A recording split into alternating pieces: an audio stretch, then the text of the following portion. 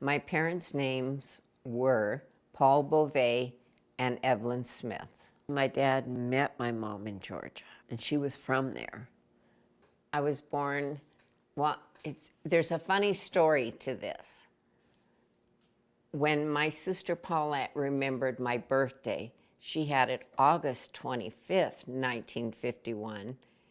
And so when I sent for my birth certificate so we could go to Europe, it came back from Georgia October 25th, 51. So I took it because I thought I don't want to be as older and I have to be. My real name is Edra. As I've gotten older, I haven't minded having it Edra, but I do go by Arlene. Paulette is the oldest, and then Anna, and Mary Ellen. Then I fall in, right behind Mary Ellen. And then there's Nathan, Carolyn, Johnny, and Edie.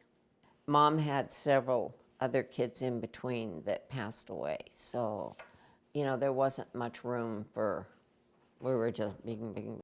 My dad was on the road all the time, and my mom, she just up and left all of us. And so there was 8 of us. And so Father Peyton, he always checked on the kids because the older girls were in school. And so they'd always come home after school and, well, Mom was not anywhere to be found. So Father Peyton then, I think he got us in with Mrs. Summers for the night, so we were safe. And then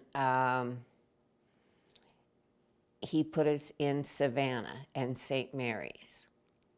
And the boys went to St. Joseph's in a nearby town. I can't remember what town it's at. When we went to the children's home, I think I was about 4. So you don't have a good memory of what all goes on. When I was about 5, we came up to Idaho.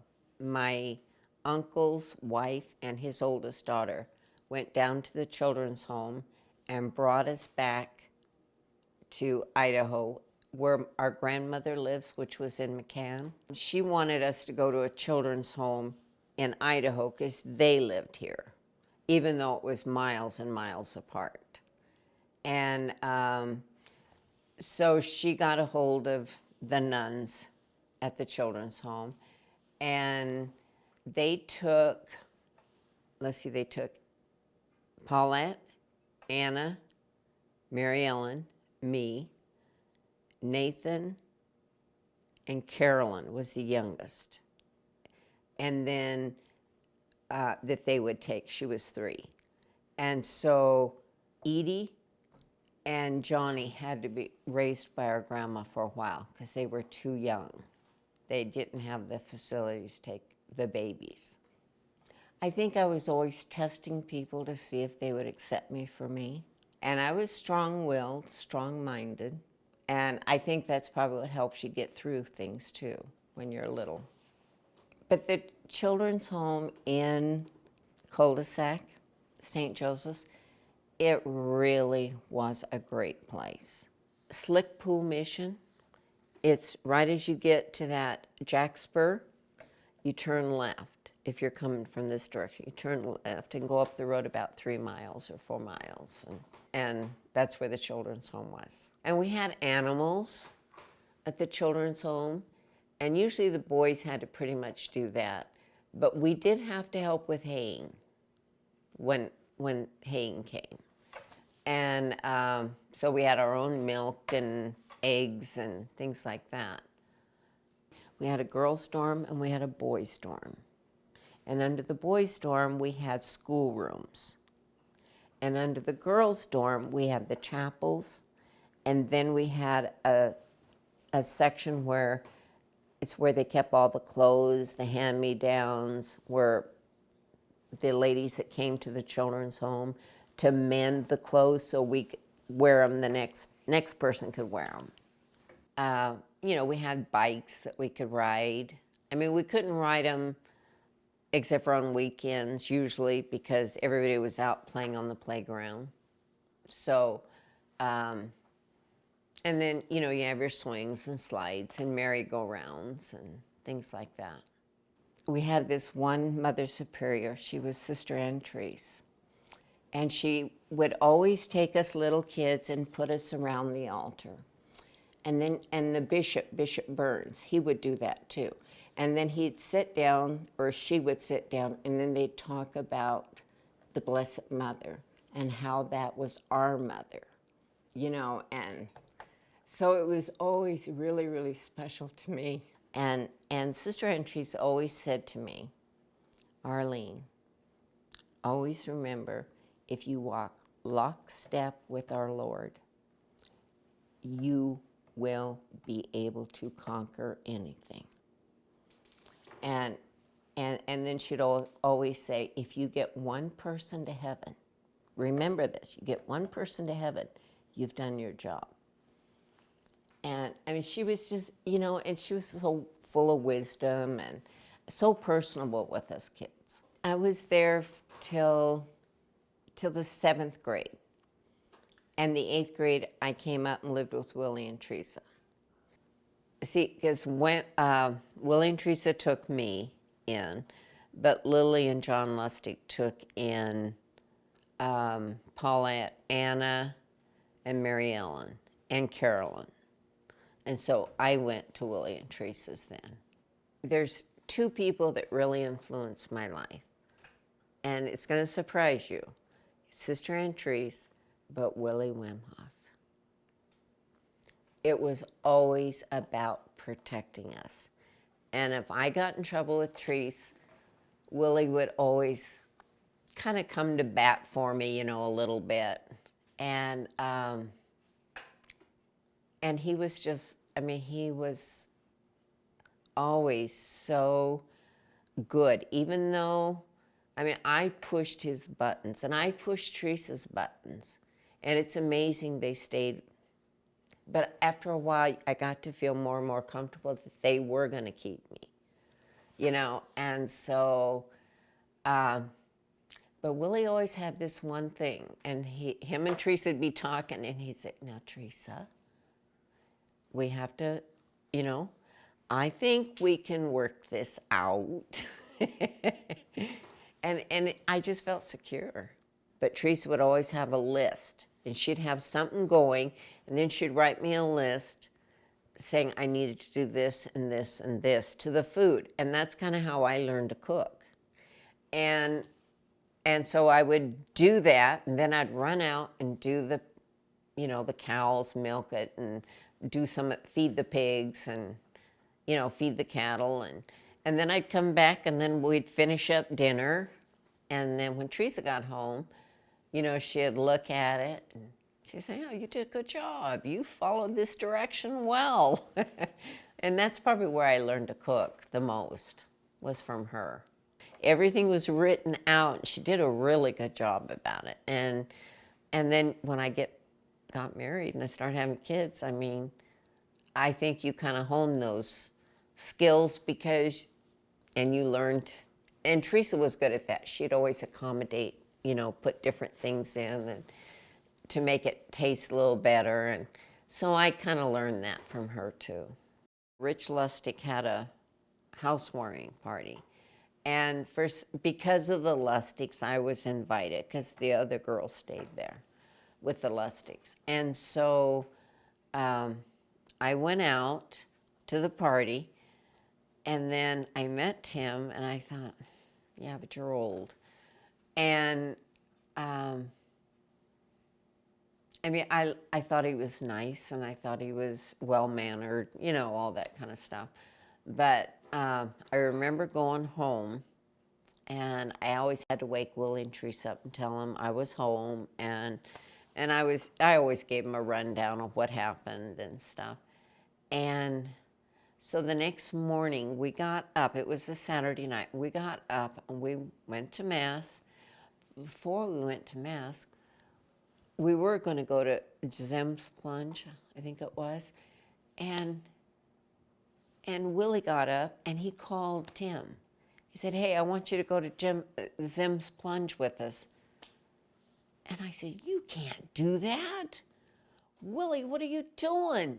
He's going to think I'm chasing him and that I think he's cuter than what he is and that, I could like him. And Willie, he always had such a great sense of humor. He'd just laugh.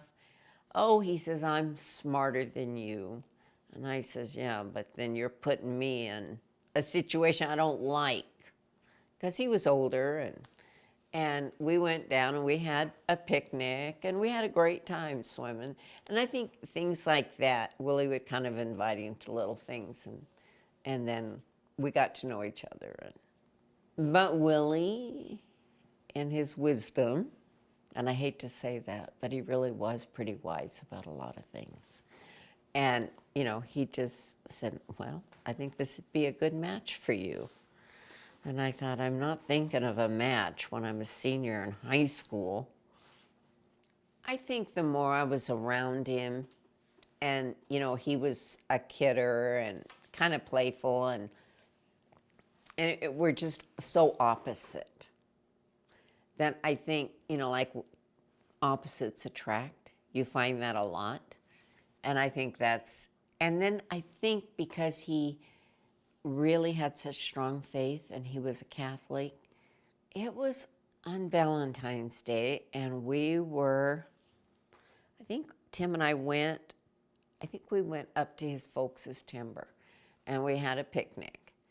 And then he asked me, and I'd already been thinking a little bit about it because of, like I said, everything hinges around my religion, about, where the security would be. And so I said yes. And we were supposed to get married in August. But Tim's dad said, no, that's harvest. We can't do it then. So then we had to move it back up to June. I got pregnant immediately. And then I lost that one. And then I got pregnant with Joe about 3 months later, or 2 months. And so it was just, so you had Joe, and then you had Travis, and then you had Brett, and then you had Julie, Heidi, Adam, and Jill. Jill was born in 83, and Joe was born in 71, so that's 12 years. I'd gone to the doctor, and Dr. Rockwell said, oh, you'll never have any more, Tim. You're okay. You'll never have any more. And pretty soon I was throwing up, and Adam was probably about 4 months old. And anyway, I came home from the doctor because I thought, man, I have to have a flu. And I came home, and Tim was back in the bathroom. And I went back, and he was showering, and he said, well, what did the doctor say? And I says, oh, we're going to have our 7th. He flew out of that shower. That door hit that wall. What the hell? Another one? And I still remember that because he was just like, I can't believe this. He said we were fine. But, she was such a blessing. We couldn't have done with. That's the one thing I tell people when they say, man, you had a lot of kids. I said, I know, but which one would we ever do without? They're just so precious in your eyes. When Heidi was hurt, we had this Dr. Maxner up in Spokane, and he said to me, Arlene, 99.9% chance when some kid is hurt, their marriages won't survive. So he said, I'm telling you this because I want you to be aware of it. And I thought, okay, this is what he's telling me for now. But it was amazing to me because when Trav got killed, I thought, that's what you meant. Because I still had Heidi, so we could journey that together. But when I didn't have Trav, that was a whole new ballgame. And so it was like that sign just came flashing in my brain. And I thought, that's what you were preparing me for, wasn't it, Lord? I think for 50 years, I think you've met every challenge you can possibly meet when you have as many children as we've had. And I'm not saying we ever did everything right, because we certainly didn't. But I think being married 50 years,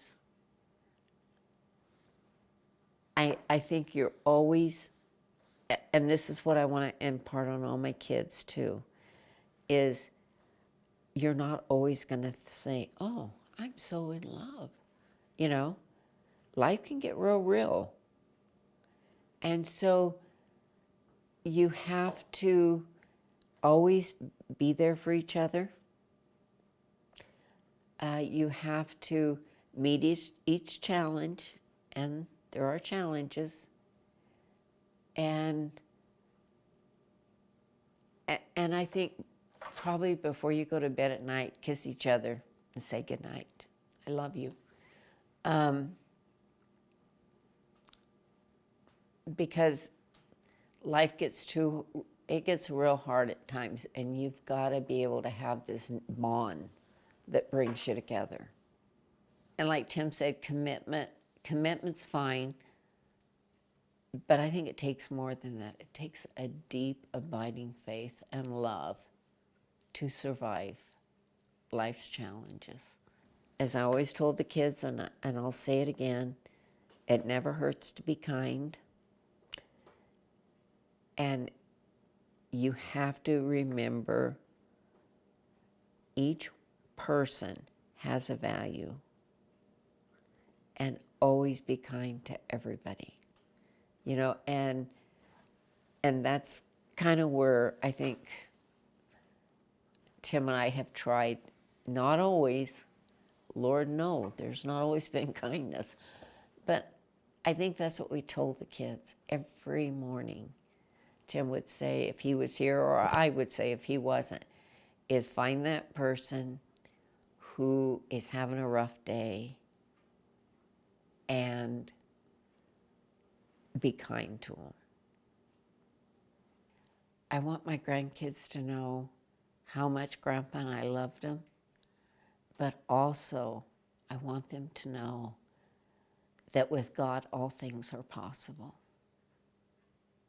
All things. And that if you love a lot, you will get loved back. And those are the kind of things I would want my grandkids to hear, because they mean so much to me. And each one has a different type of personality. They're also different, also varied. They are a gift because you can relax and you can laugh with them. But when you had kids, you did that. You know, it's just a whole different ball game. They can tell me something and I can laugh because I don't have to discipline. And I don't have to judge. I just am grandma. And I think that's my biggest joy.